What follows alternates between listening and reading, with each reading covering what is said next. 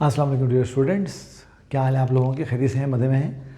मैं हूं डॉक्टर आसिम और आप देख रहे हैं डॉक्टर आसिम लेक्चर्स मेरे यूट्यूब चैनल को, यूट्यूब के ऊपर। और जनाब अली, बहुत ज़बरदस्त आपका रिस्पांस मुझे मिल रहा है। बहुत सब्सक्राइब आप लोग कर रहे हैं, लाइक कर रहे हैं, वीडियोज़ को पसंद कर रहे हैं, देख रहे हैं। इसी तरह लाइक करते रहिए, सब्सक्राइब करते रहिए, दोस्तों को बताते रहिए, देखते रहिए। और हम लोग बात कर रहे हैं चैप्टर क्रोमोसोम एंड डीएनए की। और लास्ट टाइम मैंने आपसे बात की थी Watson Crick model of DNA की। क्या कमाल का मॉडल है और बहुत ही ज़बरदस्त और बहुत ही सक्सेसफुल मॉडल है। आज मैं आपसे बात करूंगा रेप्लिकेशन ऑफ डीएनए की, जो कि बेसिकली वाटसन क्रिक मॉडल के साथ ही बेस करती है। तो आइए हम शुरू करते हैं और आज रेप्लिकेशन ऑफ डीएनए।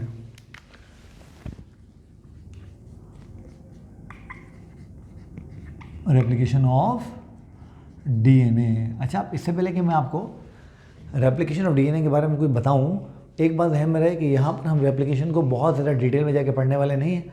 जब आप इसको डिटेल में जाके पढ़ेंगे और वो हम एडवांस लेवल पे कभी पढ़ेंगे तो उसमें आप देखेंगे डीएनए जब रेप्लिकेट करता है तो उसमें एक लैगिंग स्ट्रैंड होती है, एक लॉगिंग स्ट्रैंड होती है। हमें आरएनए प्राइमेज की ज़रूरत होती है, पहले आरएनए के प्राइमर बनते हैं। एक स्ट्रैंड पे डीएनए की रेप्लिकेशन सिंपल होती है, एक पे वो पीसेस के अंदर होती है, एक में कंटिन्यूस होती है। तो हम यहाँ पर वो बात नहीं करेंगे अभी, ठीक है। हम वो सारी की सारी बात करेंगे किसी एडवांस लेवल के ऊपर। अभी हम बेसिक्स की बात करेंगे सिर्फ। तो जब हम रेप्लिकेशन ऑफ डीएनए की बात करते हैं तो इसके लिए हमें पहले समझना होगा वर्ड रेप्लिका का मतलब क्या होता है। तो वर्ड रेप्लिका का मतलब होता है identical copy,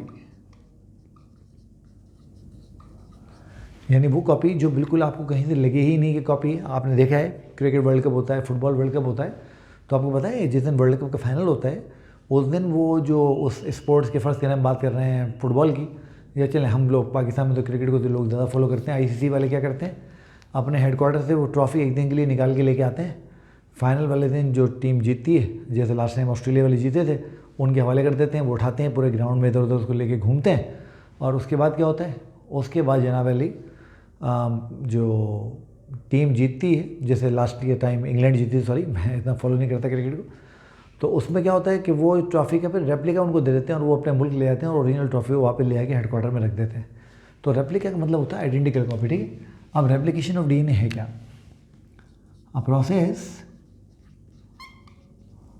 in which DNA made identical copies of itself। तो एक ऐसा प्रोसेस जिसमें डीएनए अपनी ही आपकी आइडेंटिकल कॉपीज बना ले, उसको हम रेप्लिकेशन ऑफ डीएनए का प्रोसेस कहते हैं, ठीक है। याद रखिए कि जब तक Watson Crick model of DNA जो है वो प्रेजेंट नहीं हुआ था, तब तक लोग तरह तरह की बातें करते थे। कोई कहते थे कि डीएनए की रेप्लिकेशन डिस्पर्सिव होती है, यानी डीएनए का मॉलिक्यूल पूरा डिस्पर्स हो जाता है, न्यूक्लियोटाइड्स बिखर जाते हैं, फिर वो आपस में मिलते हैं और रेप्लिकेट करते हैं। कुछ लोग कहते थे कि वो रैंडम होती है, बाय चांस होती है, बाय चॉइस हो जाती है। कुछ लोग कुछ कहते थे, कुछ लोग कुछ कहते थे। But Watson Crick model of DNA ने सजेस्ट किया और बाद में वो प्रूव भी हुआ कि वो बात सही है। तो वाटसन क्रिक मॉडल ने प्रूव अपना, तो Watson and Crick model suggested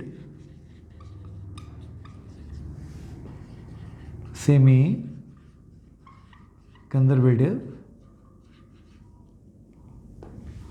method of replication of DNA, ठीक है। तो वाटसन क्रिक का जो मॉडल था, जिसको हमने लास्ट लेक्चर में बात की थी, उसने सजेस्ट की सेमी कंजर्वेटिव मेथड जो है वो होना चाहिए डीएनए की रेप्लिकेशन का। अब पहले मैं आपको समझाता हूँ कि सेमी कंजर्वेटिव मेथड है क्या, और उसके बाद हम बात करते हैं कि मैथ्यू मिचेल्सन और फ्रैंक स्टेल ने किस तरीके से इसको प्रूव किया। हम उस मेथड की भी बात करते हैं, ठीक है। तो पहले ज़रा इसको आसान अल्फाज में देख लेते हैं कैसे होता है। अब आप लेट सपोज फ़र्ज़ कीजिए कि ये आपके पास एक डीएनए का मॉलिक्यूल है, और हमें चूँकि समझना है तो मैं ज़्यादा बड़ा मॉलिक्यूल नहीं बनाता, मैं एक छोटा सा मॉलिक्यूल बनाता हूँ। बस ये मैं 3 न्यूक्लियोटाइड में रख लेता हूँ, ठीक है। इसका डबल बॉन्ड होगा टी के साथ, इसका ट्रिपल बॉन्ड होगा जी के साथ, इसका डबल बॉन्ड होगा ए के साथ, ठीक है। ये हमने अपने समझने के लिए एक छोटा सा डीएनए का मॉलिक्यूल बना लिया, ठीक है। आपको पता है जब भी हम डीएनए को रेप्लिकेट करने जाएंगे तो हमें क्या करना होगा, हमें इन दोनों स्ट्रैंड को एक दूसरे से जुदा करना होगा, अलग करना होगा। तो मैं इसको नाम दे देता हूँ स्ट्रैंड 1 का, इसको नाम दे देता हूँ स्ट्रैंड 2 का। तो मैं इसको ट्रीट करूँगा एक एंजाइम से, जिस एंजाइम को हम नाम देते हैं डीएनए हेलिकेज का, और डीएनए हेलिकेज का काम ही डीएनए के हेलिक्स को खोल के स्ट्रैंड्स को अलग अलग करना है। तो ये क्या करेगा, इन दोनों स्ट्रैंड्स को अलग अलग कर देगा, ए सी और ये टी सॉरी, और इधर ये दूसरा स्ट्रैंड आ गया हमारा टी जी और ये स्ट्रैंड 1 और ये स्ट्रैंड 2। ठीक है, जैसे ही डीएनए हेलिकेज डीएनए के दोनों स्ट्रैंड्स को अलग करता है, जुदा करता है, तो क्या होता है, डीएनए के साइटोप्लाज्म में बहुत सारे न्यूक्लियोटाइड ऑलरेडी स्टोर्ड होते हैं जो हम डाइट से हासिल करते हैं।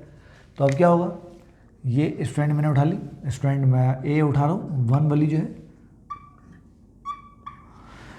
फौरन एक और एंजाइम आएगा जिसका नाम होता है डीएनए पॉलीमरेज। डीएनए पॉलीमरेज आता है और जो खाली न्यूक्लियोटाइड होते हैं उनके साथ उनके एप्रोप्रिएट न्यूक्लियोटाइड लाके अटैच करना शुरू कर देता है।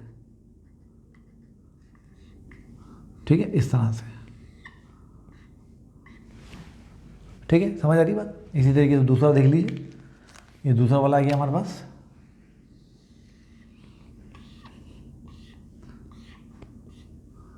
टी जी ए, डीएनए पॉलीमरेज आएगा और इसके साथ एप्रोप्रिएट न्यूक्लियोटाइड लाके अटैच करना शुरू कर देगा, इस तरह से।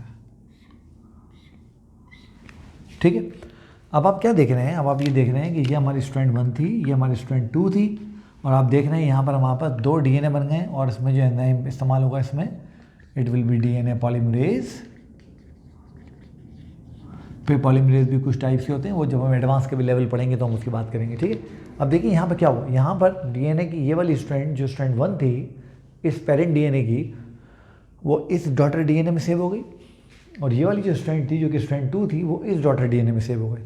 यानी आधी डीएनए जो पेरेंट डीएनए थी वो इस डॉटर डीएनए में सेव हो गई, सर्वाइव कर गई, और आधी जो डीएनए थी वो इस पेरेंट जो आधी जो पेरेंट स्ट्रैंड थी वो इस डॉटर डीएनए में सर्वाइव कर गई। तो आधी इधर सेव हो गई, आधी इधर सेव हो गई। तो ये जो चीज़ है इसको नाम दिया गया सेमी कंजर्वेटिव मेथड का। सेमी मीन्स हाफ, कंजर्व मतलब होता है सेव होना। ठीक है, तो वाटसन क्रिक ने सजेस्ट किया कि ये ऐसे होता होगा। अच्छा, अब ये तो बात है ना कि भाई ऐसे होता होगा, तो इसको प्रूव किया 2 साइंटिस्ट थे, उन्होंने, उनमें से एक का नाम था मैथ्यू मीजल्सन और दूसरे का नाम था फ्रैंक स्टेल। उन्होंने एक बड़ा आसान एक्सपेरिमेंट किया, वो मैं आपको समझाता हूँ एक्सपेरिमेंट किया, आप बहुत जल्दी से आप समझ जाएंगे। ठीक है, अब उन्होंने क्या किया, उन्होंने बैक्टीरिया के अंदर रेप्लिकेशन के प्रोसेस को स्टडी किया, क्योंकि आपको पता है बैक्टीरिया के अंदर रेप्लिकेशन बहुत तेज़ी से होती है और उसको स्टडी करना भी आसान होता है। तो उन्होंने क्या किया जनाब, मैं जब आपके साथ ये लेक्चर डिस्कस करूँगा तो आज के डिस्क्रिप्शन में मैं मीजल्सन और स्टेल का जो एक्सपेरिमेंट है उसके एनिमेशन का लिंक दूंगा, तो आप उस एनिमेशन के लिंक को भी जो है वो देखिएगा। तो मैं बिल्कुल आसानी से आपको समझा देता हूँ। तो जनाब उन्होंने क्या किया, उन्होंने लिए बैक्टीरिया, तो हम बात कर रहे हैं मीजल्सन और स्टेल एक्सपेरिमेंट की, मीजल्सन और स्टेल एक्सपेरिमेंट।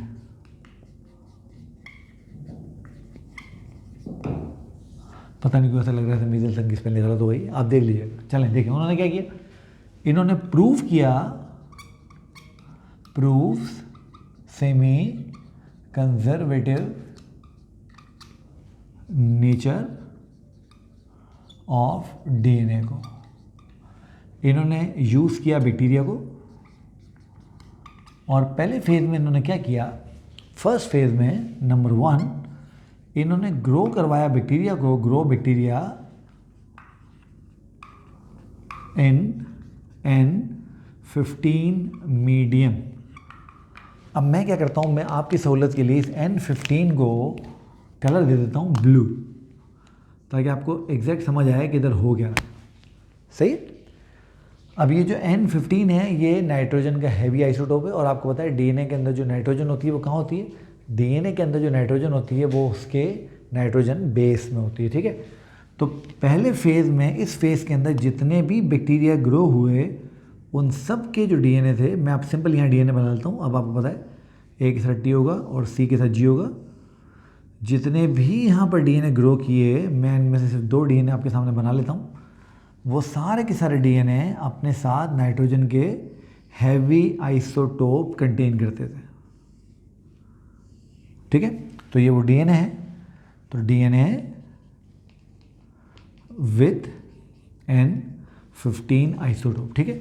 उसके बाद उन्होंने क्या किया, उसके बाद उन्होंने बैक्टीरियल सेल से DNA हार्वेस्ट किया, उसको निकाला बैक्टीरियल सेल को, और उन्होंने उसको ले जाके प्लेस किया पार्ट टू में ग्रो बैक्टीरिया इन N14 मीडियम। अब आप याद रखिएगा जो N14 है ये लाइटर आइसोटोप है नाइट्रोजन का, और मैं आपकी सहूलत के लिए इसका भी कलर चेंज कर देता हूँ, मैं इसको जनाबेली कर देता हूँ N14 ग्रीन कलर से। तो जब मैंने इस बैक्टीरिया को उठा के यहाँ प्लेस किया तो जब DNA हेलिकेज ने इसको खोला तो हमारे पास 4 स्ट्रैंड आ गए इस तरह से।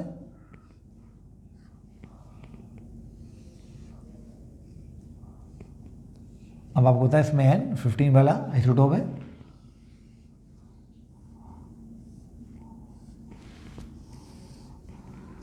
और आपको पता है इसमें सब में, क्योंकि ये 4 स्ट्रैंड हमने यहाँ से ले लिए और उसमें N15 वाला जो है वो आइसोटोप है। अच्छा, इसमें मैंने 4 बनाए तो यहाँ भी मैं 4 बना लेता हूँ ताकि हमारे वो मामला भी सही चलता रहे। अब DNA पॉलीमरेज आया और DNA पॉलीमरेज ने आके इसके साथ नाइट्रोजन बेसिस अटैच करना शुरू की, मगर चूंकि वो नाइट्रोजन बेसिस N14 वाले लाइटर आइसोटोप वाले मीडियम की थी, तो यहाँ पर जितने भी नए नाइट्रोजन बेसिस आके अटैच हुए, न्यूक्लियोटाइड आके अटैच हुए, वो सारे के सारे लाइटर आइसोटोप वाले आके अटैच हुए। तो जो पहला राउंड रेप्लिकेशन का उन्होंने चलाया, उस राउंड के अंदर उनको जितने भी DNA मिले, डॉटर DNA, वो सारे के सारे हाइब्रिड्स थे। वो सारे के सारे क्या थे? हाइब्रिड थे, यानी उसमें N15 और N14 के जो कैरेक्टर थे वो मिक्स हो गए, जैसे कि आप इसमें देख रहे हैं वो उसमें मिक्स हो गए, ठीक है। उसके बाद उन्होंने क्या किया, उसके बाद उन्होंने अलाउ किया इस हाइब्रिड को कि ये N14 वाले मीडियम में एक राउंड और चलाएं रेप्लिकेशन का। तो मैं टाइम बचाने के लिए और आपके आसानी के लिए इनमें से ये 2 DNA उठा लेता हूँ, ये 2 भी बिल्कुल ऐसे ही हैं, तो जो इनके साथ होगा वही उनके साथ होगा। तो अब फिर हमने इनको DNA हेलिकेज के साथ जो है वो ट्रीट किया और ये फेज़ 3 हो गया। तो अब वो दोबारा ग्रो करवा रहे हैं बैक्टीरिया को, ग्रो बैक्टीरिया इन N14 मीडियम, अभी लाइटर मीडियम में ही ग्रो करवा रहे हैं इस तरह से, ठीक है। अब ध्यान से देखिएगा क्या हुआ है।